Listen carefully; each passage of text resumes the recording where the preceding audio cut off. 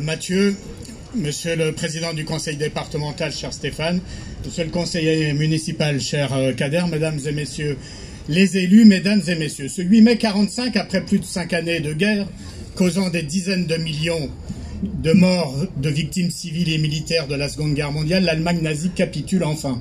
Partout dans le monde, on s'est réjoui du bonheur d'avoir désormais non plus une guerre à mener contre la haine, mais désormais un monde meilleur à construire.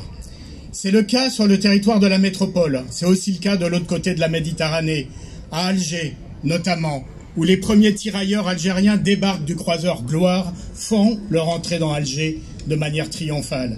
Dans les principales villes algériennes, les manifestations de liesse se multiplient. Devant les monuments aux morts, on brandit des drapeaux des nations alliées victorieuses. Le drapeau tricolore, bien sûr, mais également celui, comme on voit ici cet après-midi, celui portant l'emblème algérien qui allait devenir le drapeau de la nation algérienne. À l'appel du parti du peuple algérien, des centaines de milliers de personnes se rassemblent. Parce qu'en effet, la défaite des oppresseurs nourrit toujours le rêve des opprimés, celui d'être libre et d'avoir sa destinée entre ses mains. Alors, on se prend à rêver, et dans ces rassemblements pacifiques, on lance des appels à l'indépendance. Mais le préfet de Constantine veille. Monsieur Lestrade Carbonel a ordonné aux forces de police « Faites tirer sur tous ceux qui arborent le drapeau algérien ». On ne se fait pas prier pour exécuter cet ordre. Les cortèges pacifiques tournent à l'émeute, puis au bain de sang. À Sétif, Guelma, mais aussi à Karata, l'armée intervient, on tue, on exécute sommairement, on viole.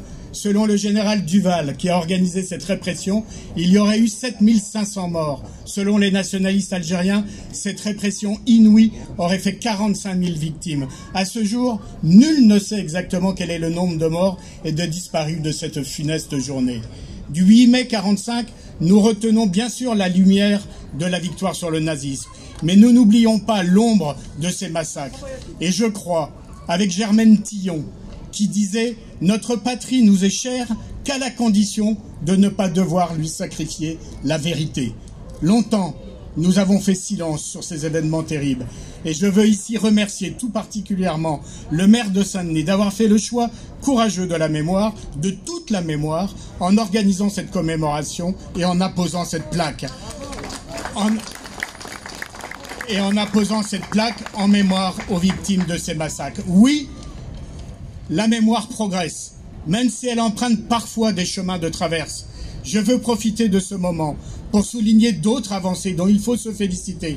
La reconnaissance par le président de la République de la responsabilité de l'armée française dans la torture et la disparition de Maurice Audin, membre du Parti communiste algérien, mais aussi celle du militant nationaliste Ali Boumangel, est une véritable avancée. La récente demande d'Emmanuel Macron que la loi garantissant l'indispensable ouverture des archives après 50 ans soit appliquée en est une autre, quoique, dans une quinzaine de jours, je déposerai un amendement à l'Assemblée nationale sur une loi de lutte contre le terrorisme qui referme,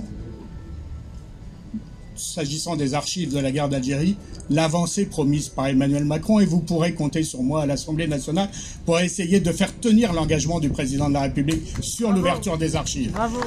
Le chemin de la reconnaissance des crimes, de la colonisation, des souffrances auxquelles elle a conduit, de sa brutalité, ce chemin est encore long, mais indéniablement nous cheminons.